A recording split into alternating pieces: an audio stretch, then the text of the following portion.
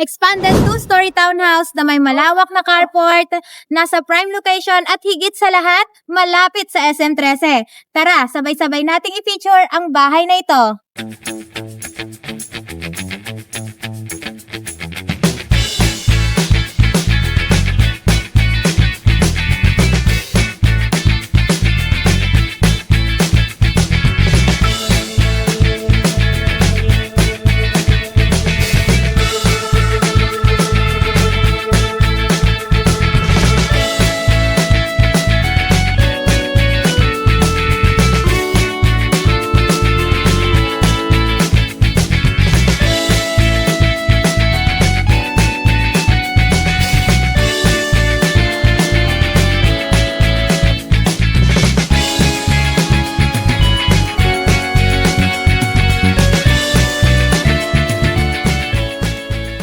So, ayun kabahay, nandito tayo ngayon. Ito po si Model 58. Ang kanyang floor area is 58 square meter and 44 square meter naman ang kanyang floor area. Kung makikita nyo kabahay, napaka-modern na po ng kulay ng ating bahay.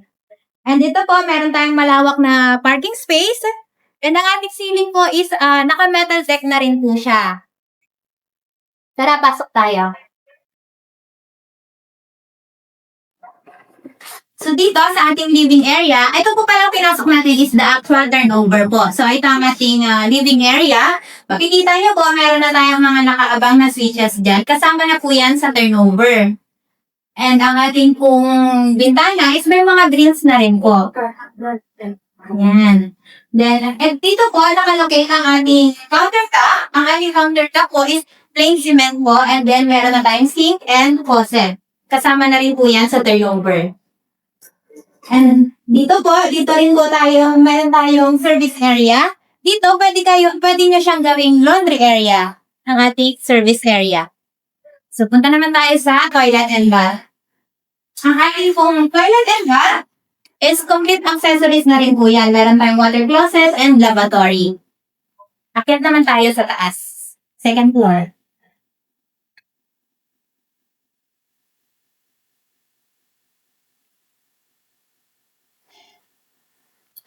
So, dito kabahay sa second floor, provision po ito for 3 bedrooms.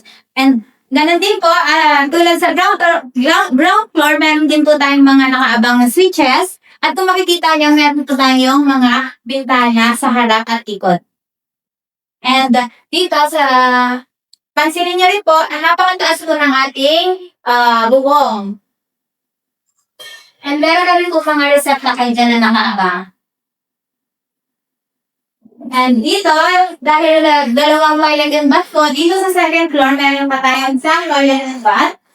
And katulad din po sa baba, is complete accessories na rin po. Meron tayong water closet and lavatory. So, ayan kabahay, nakita nyo na ang ating actual turnover. Ipapakita ko naman sa inyo sunod ang ating dress-up unit para makita nyo kung paano po bininisan ang ating The Ocampo project.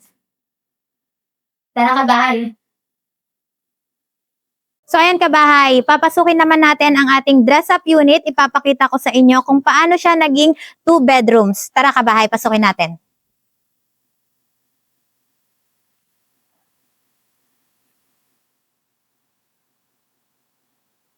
So, kabahayan, makikita nyo, nabihisan na po ang ating unit. Yan po ang kagandahan pag bare turnover kabahay kasi meron kang freedom na i-customize ang interior ng inyong bahay. So, ayan kabahay. Dito, naglagay sila sa ating living area ng, naglagay sila ng couch. And then dito naman nila nilocate ang ating dining area. And yung ating kitchen countertop, ayan, naglagay sila ng mga accessories dyan. Sa atin namang toilet and bath, naglagay po sila ng shower curtain kung saan pwede tayo dito mag-shower at dito naman ang ating toilet. Nagkaroon na siya ng tiles, nilagyan na siya ng tiles. So, akyat naman tayo sa taas. Titignan natin kung paano siya naging 2 bedrooms.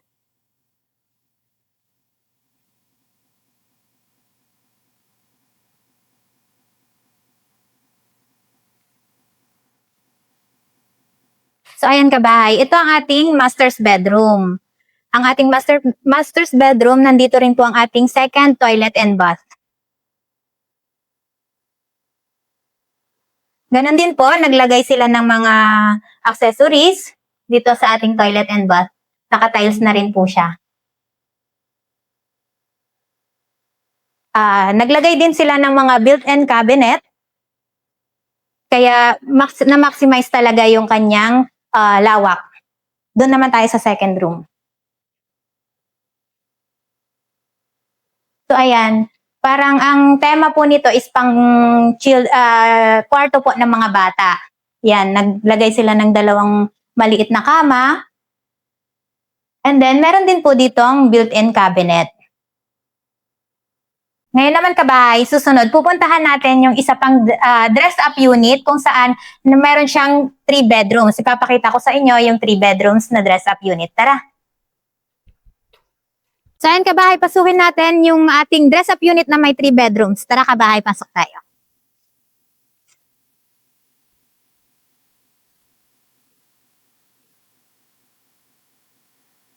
So ayan kabahay, makikita nyo, napaka-aesthetic po ng design ng ating interior dito sa second na dress-up unit. Kung makikita nyo, dito naman sila naglagay ng couch.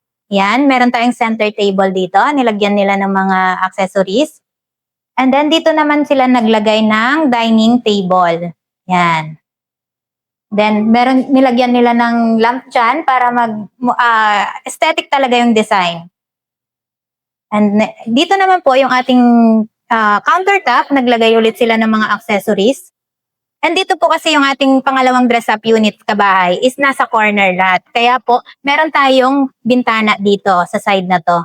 So, napaka-ventilated and source of natural light. And dito naman po sa ating first toilet and bath, naglagay sila ng sabitan dyan ng mga towel. And naglagay sila ng mirror. And of course, complete accessories na siya. Meron siyang water closet and lavatory. So, akyat naman po tayo sa taas. Tingnan na natin kung paano siya naging 3 bedroom.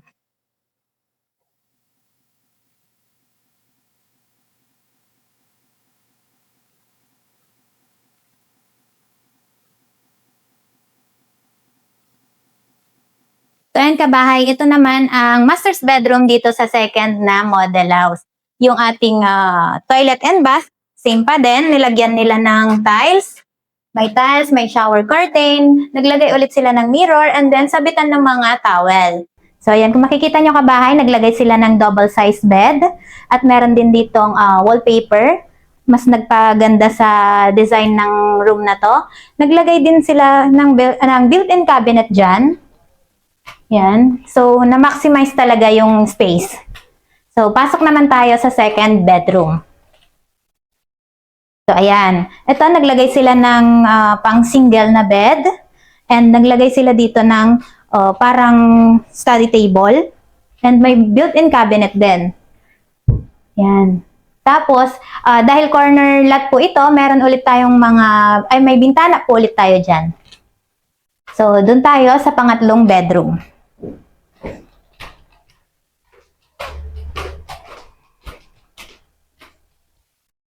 Yan, dito naman po sa pangatlong bedroom na ang ginawa po nila is naglagay sila ng parang loft bed kung saan dito pwede kang dito sa taas ang kanyang higaan and dito sa baba pwede kang maglagay kahit na mini office.